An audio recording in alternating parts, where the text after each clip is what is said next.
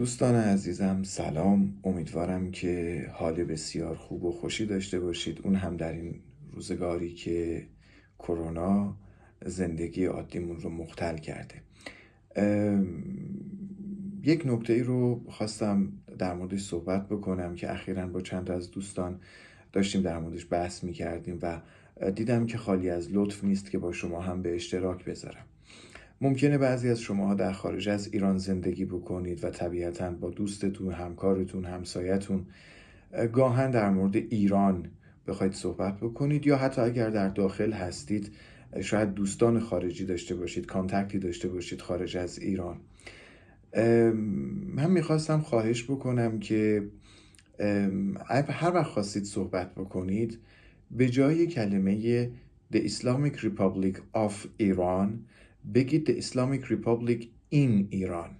ببینید شما وقتی که این موضوع بحث من بود با بعضی از دوستانم که تصمیم گرفتیم به همه بگیم و اطلاع رسانی بکنیم، شما وقتی که میگید Islamic Republic of Iran یک وجهه‌ای میدید به جمهوری اسلامی که انگار این جمهوری واقعا جمهوریه، یعنی برگرفته از رأی مردمه و یک مشروعیت این کلمه آف میده به جمهوری اسلامی که انگار یک مخاطب خارجی اگه اینو بشنوه این تصور رو پیدا میکنه که جمهوری اسلامی نشأت گرفته و برگرفته از علاقه مردم و آرای مردم ایران هستش که هممون میدونیم واقعا اینطوری نیست.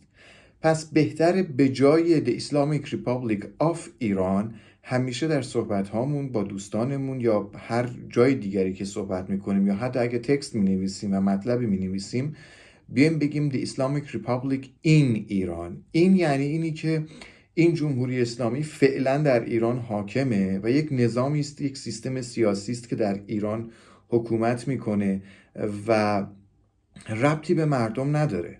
من و خیلی از دوستان من در خارج از کشور تمام تلاشمون در همه مصاحبه ها و همه صحبت ها و دیالوگ هایی که داریم این هستش که فرق بذاریم و جدا بکنیم آنچه که جمهوری اسلامی هست و آنچه که مردم ایران هستند. همه ما میدونیم مردم با جمهوری اسلامی متفاوتند. پس از این به بعد در نوشته هامون، در صحبت هامون با دوستان خارجیمون یا هر جایی بیایید از The Islamic Republic in ایران استفاده بکنیم. یکی این مطلب. یکی هم میخواستم یک خواهشی ازتون بکنم، شاید تا حالا دقت نکردید به سرود ملی همین جمهوری اسلامی.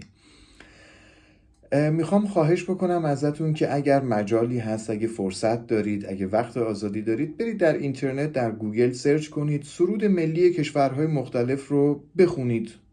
حالا اگه به هر زبونی هم هست با گوگل ترنسلیتور به راحتی میتونید ترجمهش بکنید و بخونیدش. ایران تنها کشوری است که سرود ملیش هیچ حرفی در مورد خود کشور ما و ایران و مردم ایران نمیزنه. آخرین بیت از سرود ملی ایران رو تا حالا دقت کردید؟ پاینده مانی و جاودان جمهوری اسلامی ایران. یعنی نظام سیاسی حاکم بر ایران مهمه، اونو میخوایم که پاینده باشه و نه ایران و نه این گربه خوشگلی که در خاورمیانه هست. خیلی این مسئله به نظر من جای فکر داره.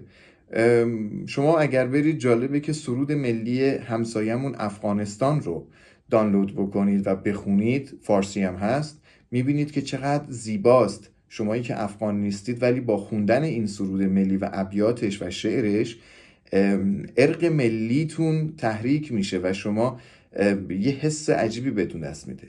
ولی متاسفانه سرود ملی ما تنها سرود ملی در جهانه که در مورد نظام سیاسی حاکم صحبت میکنه و جالبتر این که ما همیشه تو المپیک ها، توی مسابقاتمون، توی المپیادها اگر یک هموطن عزیز ما رفته یک افتخاری کسب کرده و اونجا پرچم جمهوری اسلامی برافراشته میشه و این سرود خونده میشه، خیلی وقتها ماها احساساتی هم میشیم، بغض هم میکنیم، ممکنه با اون سرود ملی گریه بکنیم، دستمون هم اینطوری بذاریم.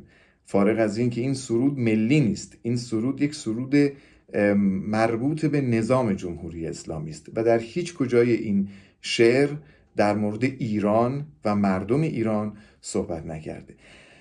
مزاحمتون شدم تا این دوتا موضوع رو با هم دیگه به اشتراک بذاریم و مجالی داشته باشیم که در موردشون فکر کنیم و اندیشه بکنیم.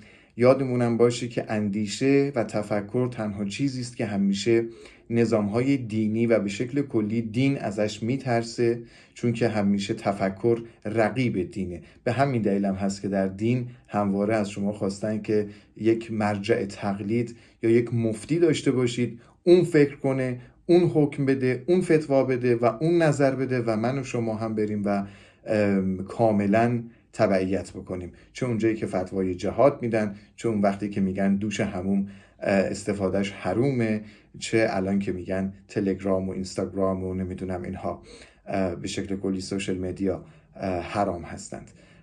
پس این ثابت میکنه که همیشه اندیشه و تفکر در مقابل روحانیت در تمامی ادیان و به شکل کلی در مقابل دین بوده. روز و شب خوب و خوشی رو براتون آرزو میکنم، به امید دیدارهای بعدی. روز خوش.